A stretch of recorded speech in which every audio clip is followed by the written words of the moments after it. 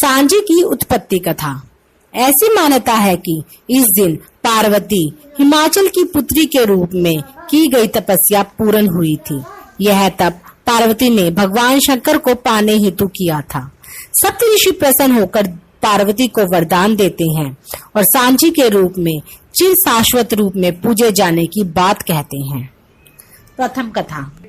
हरियाणा में प्रचलित लोक कथा के अनुसार सांझी एक जुहाई की लाडली बेटी थी। विवाह उपरांत उसके पति ने उसे एक लड़का होने पर उसे घर से निकाल दिया।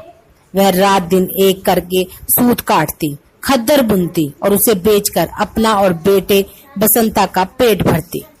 अवसर मिलते ही वह कुंवारी लड़कियों को अपना ज्ञान बांटती, जो उसे विद्वानों से सीखा था।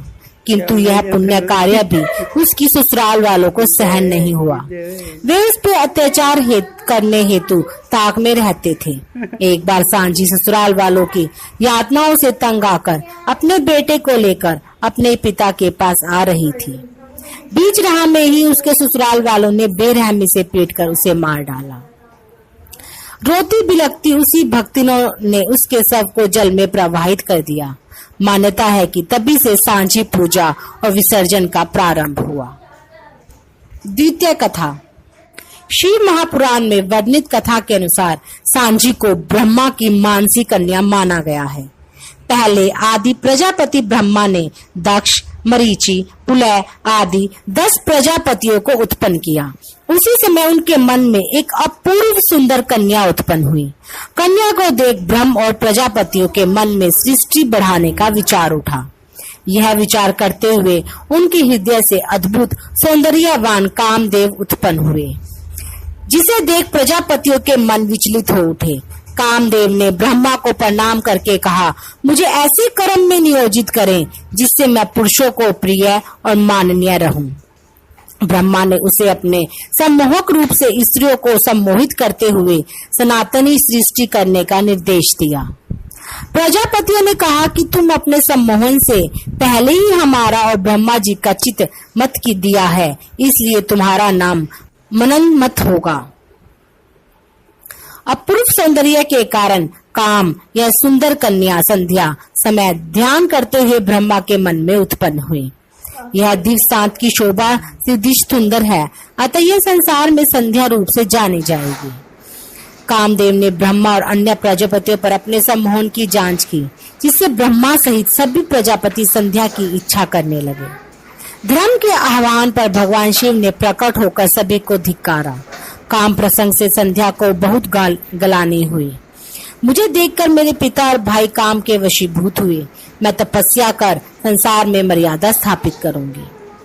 संध्या ने चंद्रभाग पर्वत पर जाकर मौन तप रखकर भगवान शंकर को प्रसन्न किया। वे प्रकट हुए। तब संध्या ने कहा, यदि मेरे पाप नष्ट हो गए हैं, यदि मैं योग्य हूँ, तो मुझे 3 वरदान दीजिए। इस पर संसार में कोई भी प्राणी जन्म से ही काम भाव से युक्त न हो। मेरे सदृश इस संसार में विख्यात वर्त वाला दूसरी न हो और मेरा पति महाकामी न हो, मित्रवत हो। उसके सिवा जो भी मुझे काम भाव से देखे वह पुरुषार्थहीन हो जाए। भगवान शंकर ने उसे पवित्र घोषित करते हुए उसके वर के अनुसार संसार में मर्यादा स्थापित करते हुए कहा कि कोई भी शरीरधारी जन से ही कामी नहीं होगा। तेरा पति महातपस्वी होगा और तेरे साथ 7 कल्प पर्यंत जीवित रहेगा।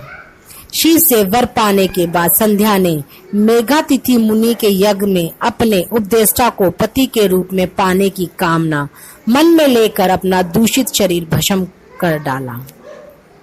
मानवीय भौतिक शरीर से वह यज्ञ से उत्पन्न हो मेघातिथि मुनि की कन्या हुई। धर्म का विरोध न करने के कारण अरुंधति नाम पाया और वशिष्ठ जी ने वरण किया, किंतु संध्या की अद्वितीयता की रक्षार्थ शिव की आज्ञा से अग्नि ने संध्या का शुद्ध शरीर लेकर सूर्य मंडल में प्रवेश किया। सूर्य ने उसके शरीर के 2 भाग कर अपने रथ पर स्थापित किए।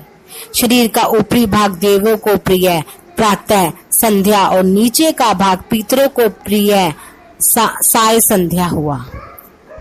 यह पुराण कथा ब्रह्मा की मानसी कन्या संध्या और आकाश की संध्या को एकाकार ही नहीं करती, अपितु सांझी पूजा की परंपरा में सांझी की परिकल्पना में संध्या है उसे भी स्थापित करती है। मिथ्या परंपराओं और लोक विश्वासों में सत्य जो भी हो, पर कुंवारी कन्याएं शताब्दियों से ममतामयी देवी के रूप में सांझी की पूजा अर्चना करती आ रही है। सांझी के प्रति उनके अटल विश्वास को दर्शाता है। सांझी अर्थात साय यानी सांझ ब्रिज की अधिष्ठात्री राधा रानी और भगवान कृष्ण का साय को मिलन लीला। सांझी ब्रिज मंडल के हर घर के आंगन और तिवारे में ब्रिजवासी राधा रानी के स्वागत के लिए सजाते रहे हैं। राधा रानी अपने पिता ब्रिज भानु जी के आंगन में सांझी कवार के पितृपक्ष में प्रतिदिन सजाती थी कि उनके भाई श्री धामा का मंगल हो। इसके लिए ये फूल एकत्रित करने के लिए वन और वारा बगीचों में जाती थी। इस बहाने राधा कृष्ण प्रिया प्रियतम का मिलन होता था। उसी मर्यादा को जीवित रखते हुए ब्रिज की अविवाहित कन्याएं आज भी कवार मास के कृष्ण पक्ष यानी पितृपक्ष में अपने घरों में गाय के गोबर से संध्या सजाती है। इसमें राधा कृष्ण की लीलाओं का चित्रण अनेक संप्रदाय के ग्रंथों में मिलता है, ताकि राधा कृष्ण उनकी सांझी को निहारने के लिए अवश्य आएंगे। राधा जी के धाम वृंदावन और बरसाना के आसपास के क्षेत्रों में आज भी यह परंपरा जीवित है। शुरू में पुष्प और सूखे रंगों से आंगनों को सांझी से सजाया जाता था, लेकिन समय के साथ सांझी सिर्फ सांकेतिक रह गई।